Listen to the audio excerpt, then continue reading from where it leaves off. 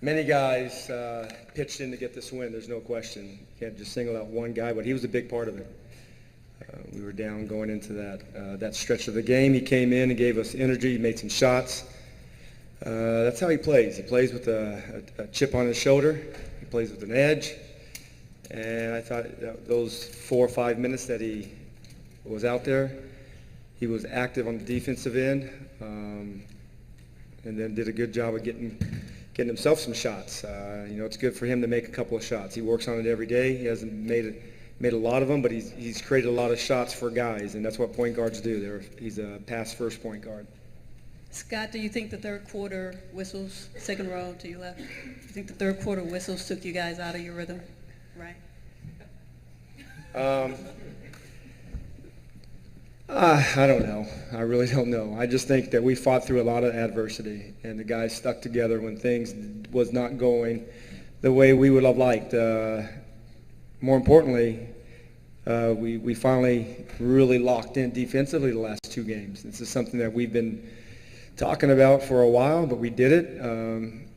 We got a lot of good shots, and I'm proud of the way Brad played, because he didn't shoot the ball well, but he competed, and he didn't give in to a bad shooting night. And then it came around to him. The game rewards you, and he made a big shot for us, that 3 in the right slot. But I thought, I don't get it. Everybody has a job to do. Like I said before the game, we play basketball. The game is played on the court. It's not played through the media. We just have to do our job as a team, and focus on basketball. Coach, right here in front. I was going to ask you about Bradley Beal, but you mentioned a few things about him. Just talk about Gortat's performance this evening. I thought he's been great both games. He has an athletic big that can have monster games in Dwight Howard.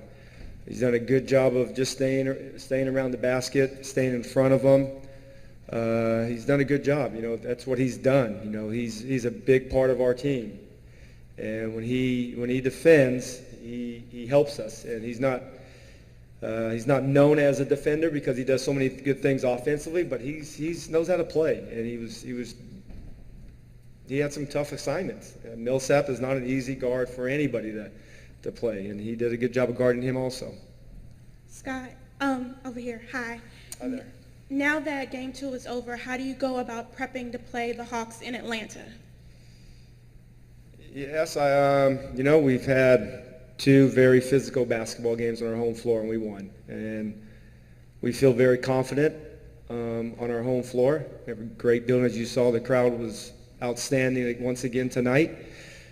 But now we got to take it on the road. And how you win on the road is doing it together. You don't win on the road by one guy having to do it on his own. We have to have all 15 guys focused on our film, focused on our practice floor, and focused on the game. And I'm excited about the group going down there. It's not a tough play. It's not a tough.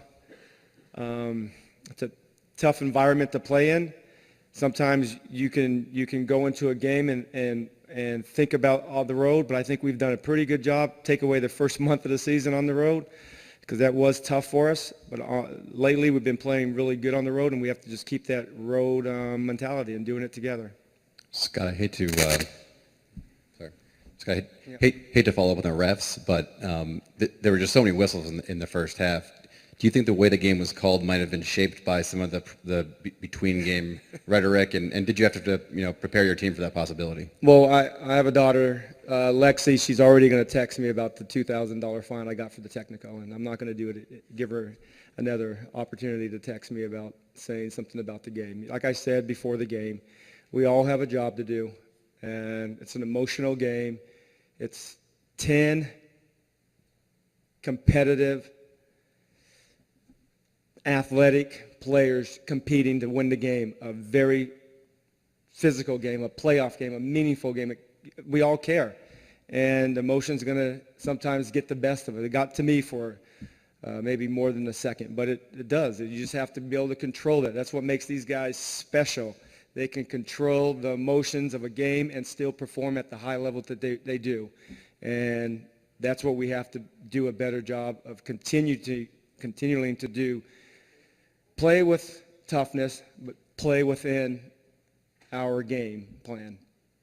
Obviously, you go in with a game plan rotation-wise, and the fouls as they stack up, specifically at similar positions, affect that. So, what are you taking? How much of a long game are you playing? What are you taking into consideration as you remake your rotations on the fly? There was definitely tonight was one of the. It was a tricky game to coach because you were coaching foul trouble. You know, we had, I think it was Keith and Otto, I think going into the fourth quarter had 13 minutes. And at that particular time, they would probably have mid-20s to high 20s. But we've talked about bench doing their job all year, and they did their job. Jason came in and gave us great minutes. Brandon came in and gave us great minutes. Bolian gave us good defensive minutes. He missed so many open shots that I hope he gets those the next game. But we all did it. Kelly, you know, he was in foul trouble, but he still gave us great effort. And that's what teams do. They have to, you know, chip in when guys are in foul trouble. That's where we have a good basketball team. Coach, to your right, once Keith a long game. Yeah. Once Keith went out with foul trouble in the third quarter, Millsap started kind of taking over. What was kind of your on-the-fly defensive game plan? Oh no, that's what I was thinking. He's going to get hot.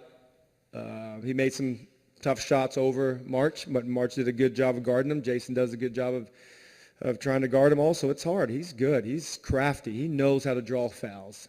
Let's face it. He knows how to draw fouls, and he's good at it. There's a handful of the guys in the league that can do it like he does, and it's not easy. He's an all-star for a reason. He can score inside. He can score outside. He can score in the back to the basket. He can put it in transition like he did tonight. And he's one of those guys that you just have to hope that he misses some shots, and hopefully that you can take some of his shots, easy shots, away. And I thought, you know, we did good at times and not so good at other times. But like I said, he's an amazing basketball player. Coach, right here in the middle.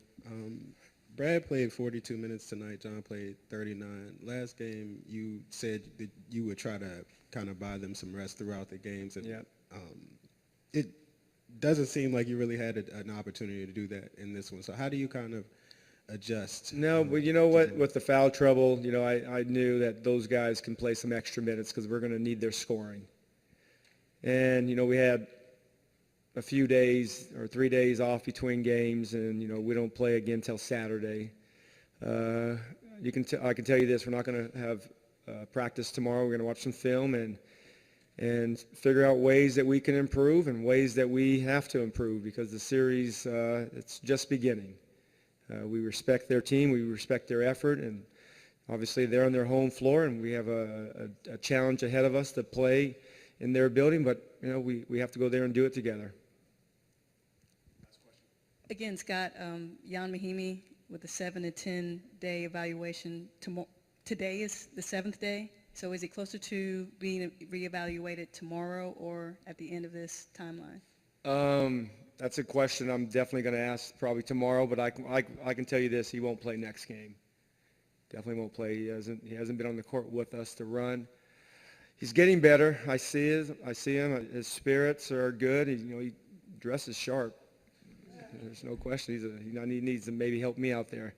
But I think he's getting better. I know he won't be able to play Saturday night. All right. Thank you.